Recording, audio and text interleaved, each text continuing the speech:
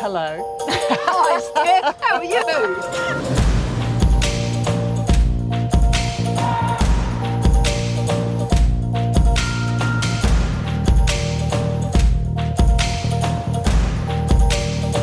We both know you've been involved in the sporting sphere for a long time. Tell me, what in your opinion has been the most significant development in women's sport in Australia in recent times? I would say Netball World Cup 2015 in Sydney. And I think it was the most significant because it was the first time that really sport that women play had prime time media coverage, had sold out stadiums, and really had that carnival atmosphere. Netball on court continues to improve every year, but it is that real commercial side of the game that has changed. The quality of the sponsors, the broadcasting deals, the people that we have watching the game as well. And do you think that started any bigger conversations for the future? Netball's been around for nearly 100 years. And I think one of the things that a lot of sports did was they actually finally realised the commercial power of netball. Always known the participation power, but I think it was the commercial power. And many of the sports then I think expedited their women's brands very, very quickly.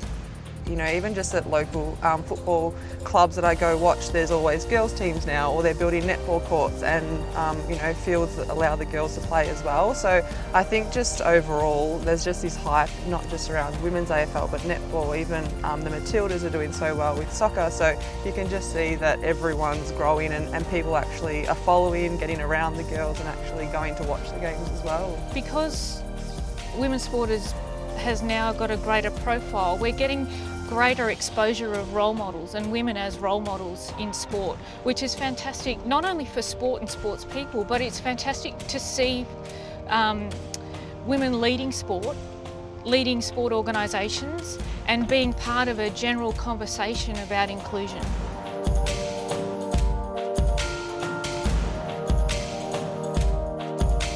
I do think the fact that netball and some of the other sports are now starting to pay the women more. And not only pay them, but also help get commercial deals, help them with post-career transition. In netball's case, we provided parental leave, pregnancy leave. So really changing it from that amateur status to actually saying this is a job. You're professional athletes and we're going to help you be full-time professional athletes. I think it's just allowing girls, you know, choice and opportunity, and I think as a kid now, you have the option to play football, netball, soccer at an elite level. It's not just, oh, you know, you're not a boy, so you can't play football at the elite level. What's equity in sport and what's equality in sport, but what's equity and equality in society in general for women? So we've seen a lot of different contexts start to explore the barriers and challenges that women face in becoming experts in many different fields, and that's happening across education, the entertainment sector, and I think sport's been a real catalyst for those conversations that can change society. So Pam, what does women's sports nirvana look like for you? We won't be talking and having conversations about women in sport, we'll be having conversations about sport and athletes, and that would be nirvana.